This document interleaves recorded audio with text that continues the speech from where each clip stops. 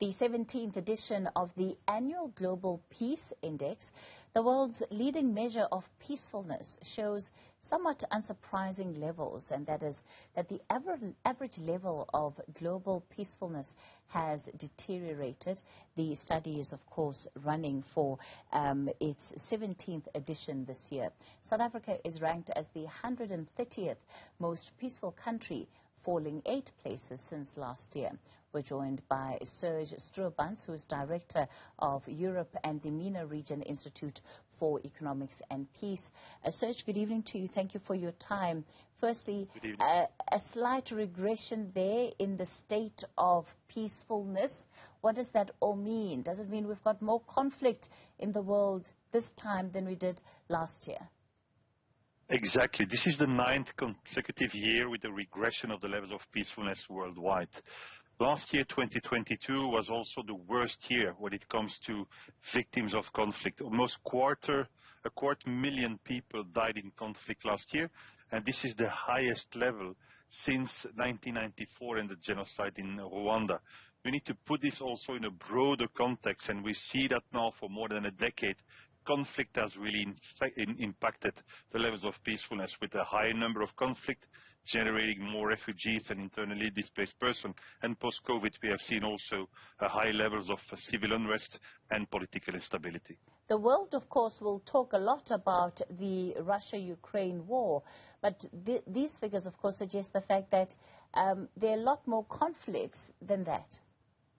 Exactly. We have seen more than 90 countries being affected by conflict, and this is also an increase of the number of conflict. And of course, you're right to say that the focus has been on the Ukraine in the past year, but that was not the most lethal conflict last year. I think we need to shift to Sub-Saharan Africa and to Ethiopia and the conflict in Tigray, which generated more than 100,000 casualties, and this number is higher than the number of casualties generated by the conflict in Ukraine.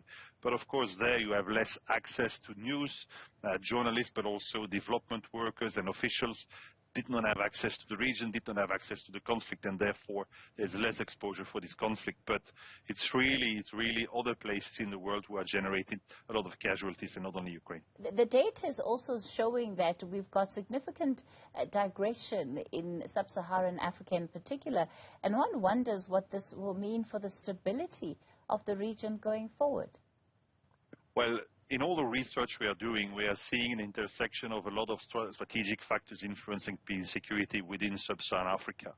For example, in a global terrorism index, and of course the relative impact of terrorism is one of the indicators on the global peace index. We have seen that the epicenter of terrorism has shifted to Sub-Saharan Africa and is now within the Sahel region.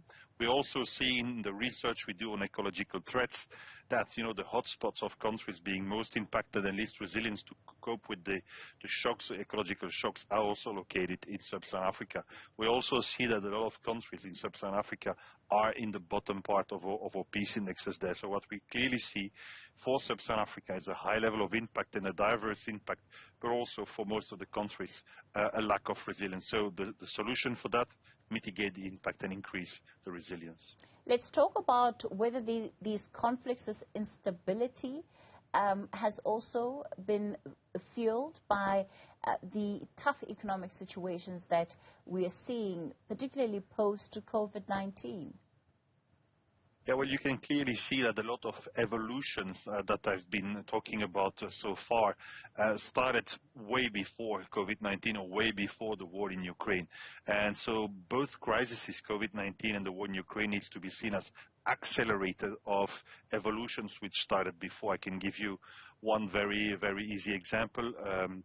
Food security and undernourishment. We have seen a new increase in undernourishment in Sub-Saharan Africa and the rest of the world, also starting 1 or 2 years before COVID, but of course an acceleration of this rate through the consecutive crises, COVID and the war in Ukraine.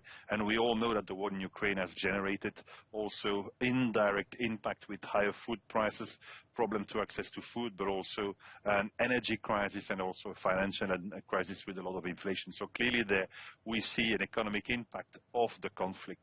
What we also do at the Institute for Economics and Peace is measure the cost of violence, and last year it increased by another $1 trillion to a peak at 17.5 trillion, which is 13% of the world GDP.